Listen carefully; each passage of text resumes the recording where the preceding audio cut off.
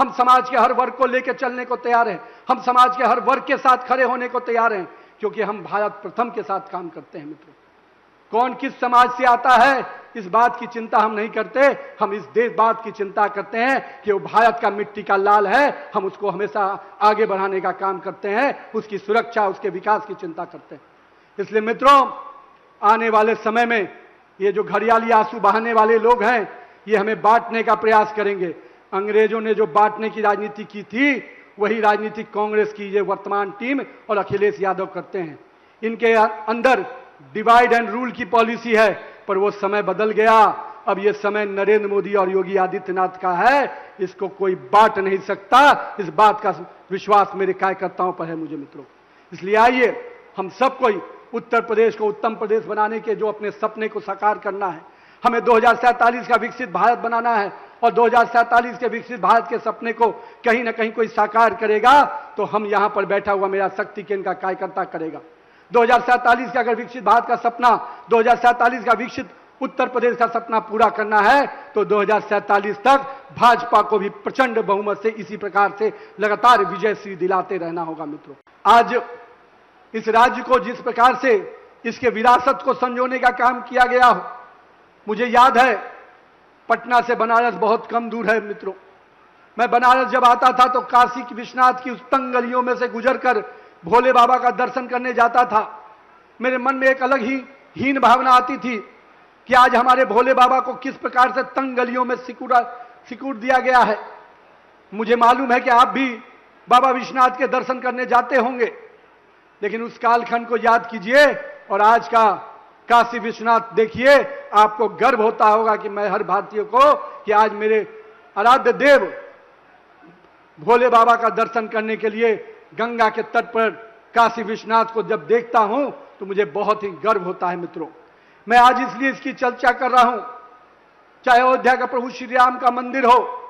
आज कुछ लोग कह रहे हैं कि किस प्रकार से वहां पर चर्चा कर रहे हैं, मैं आज उस चर्चा पर जरूर आऊंगा। मित्रों, ये वही लोग हैं जिन्होंने प्रभु श्री राम के होने के अस्तित्व पर सवाल उठाया था, सुप्रीम कोर्ट में हल्फनामा दायर किया था कि प्रभु श्री राम एक काल्पनिक चीज हैं। उन्होंने कहा था कि श्री राम सेतु के होने पर सवाल उठाया था। ये वही लोग हैं, ये वही लोग हैं जिन्होंने कार सेवकों पे गोलियां चलाई थी और खून की नदियां बही थी इसी अयोध्या के पवित्र नगरी पर। आज वो बात करते हैं, आस्था की बात करते हैं, और ये घड़ियाली आंसू बहाने वाले लोग कभी हिंदू धर्म की आस्था के पर बात उठा ही नहीं सकते। भारतीय जनता पार्टी और मैं कह सकता हूं राष्ट्रीय स्वयंसेवक संघ के लोगों ने, वीएचपी के लोगों ने जितना संघर्ष किया, जिस आस्था के साथ 500 सालों का वो संघर्ष और पिछले 100 वर्षों का उनका जो संघर्ष है, वो कहीं ना कहीं आज भव्य अयोध्या का प्रभु श्री राम का मंदिर है उसके रूप में सामने हमें दिखता है।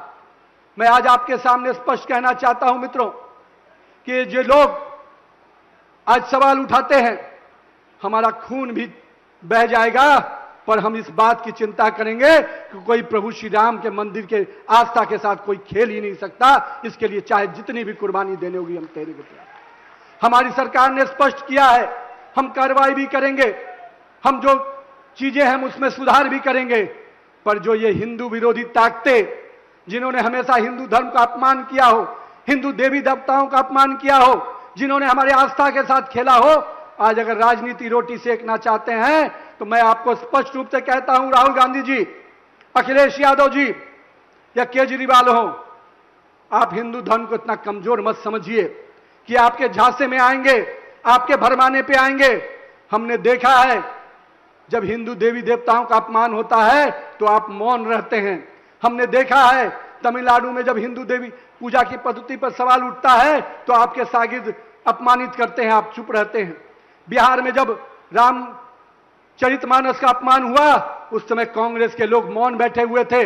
वहां के सरकार के मंत्री ने जिस प्रकार से अपमानित शब्दों का प्रयोग किया था, और यहां के मुख्यमंत्री जो उस समय के थे, मुझे वो बात दिन याद है किस प्रकार से चीजें हुई थी।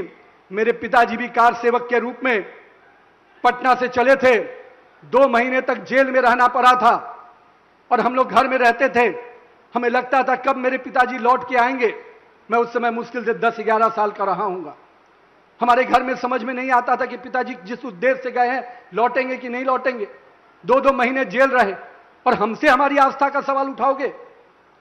अरे हमने तो जितनी कुर्बानी दी है, जितनी शहादत दी है, तुम्हारा खानदान भी कभी उतनी शहादत और कुर्बानी का पछतावा नहीं कर सकता है। मित्रों, आपने तो खून की नदियां बहाई हैं। आपकी विरासत हिंदुओं पे गोली चलाने की रही है और हमारी विरासत अपने देवी देवताओं की आस्था के लिए कुर्बान होने की रही है। मित्रों, इसलिए मैं आपके माध्यम से स्पष्ट रूप से कहता हूं, हमने विरासत को संजोया भी है, हम उसको संभालेंगे भी और उस पर गर्व करने के लिए हर हिंदू को प्रेरित करेंगे। मित्रों,